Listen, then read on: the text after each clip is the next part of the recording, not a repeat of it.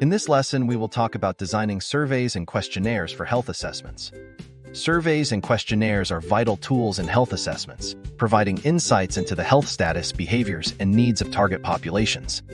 However, their effectiveness depends on how well they are designed, administered, and analyzed. Poorly designed surveys can yield inaccurate data, misrepresent community needs, and hinder decision-making.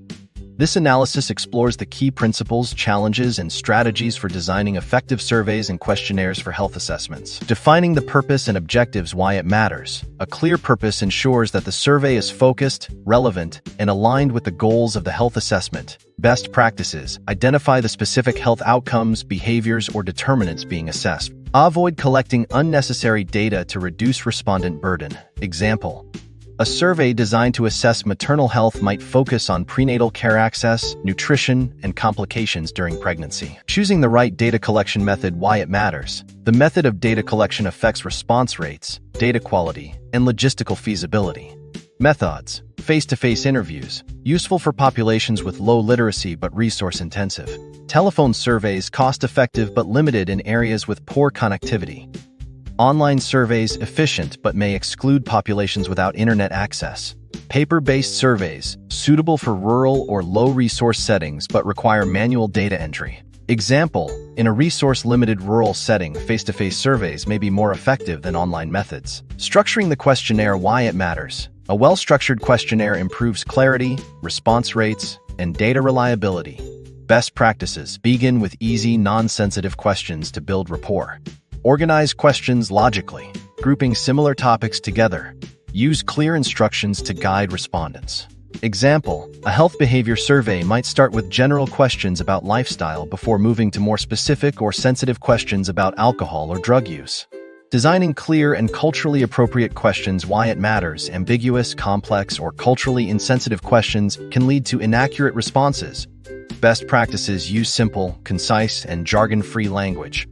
Avoid double-barreled questions, e.g., do you eat fruits and vegetables daily? Pretest questions to ensure cultural appropriateness and comprehension. Example: instead of asking, do you consume a balanced diet? Ask, how many servings of fruits and vegetables do you eat daily? Choosing response formats, why it matters. The response format determines how data is collected and analyzed. Types of responses: closed-ended questions, fixed response options, e.g., multiple choice, Likert scales. Easy to analyze but may limit nuanced responses. Open-ended questions allow detailed responses but are harder to analyze, ranked or scaled responses. Useful for assessing attitudes or behaviors, e.g., on a scale of 1-5, how often do you exercise? Example for assessing healthcare satisfaction, a Likert scale, e.g., very satisfied to very dissatisfied may be more effective than an open-ended format. Addressing sensitive topics, why it matters. Questions about sensitive topics, e.g., mental health, substance use, sexual behavior may cause discomfort or lead to biased responses. Best practices ensure confidentiality and anonymity. Use indirect questioning techniques for sensitive topics. Provide an option to skip questions. Example: instead of directly asking, do you use illegal drugs? Use a more general question like, how often do you consume substances for recreational purposes? Pre-testing and piloting, why it matters. Pre-testing identifies issues with question clarity, cultural appropriateness, and survey flow. Best practices: conduct a pilot survey with a small segment of the target population. Use feedback to refine questions and structure. Example: a community health survey pre-tested in a rural village might reveal that certain health terms need simpler explanations. Ethical considerations, why it matters. Ethical issues can undermine trust and participation.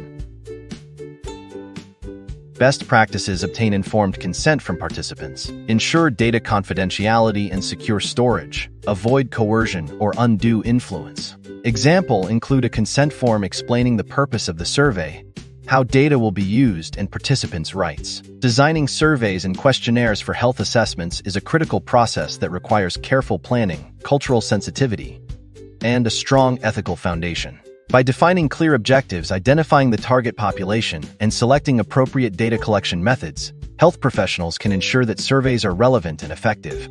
Structuring questionnaires logically, designing culturally appropriate questions, and using suitable response formats further enhance data quality and reliability. In the next lesson, we will talk about challenges in designing surveys and questionnaires, examples, and recommendations of effective survey design in health assessments.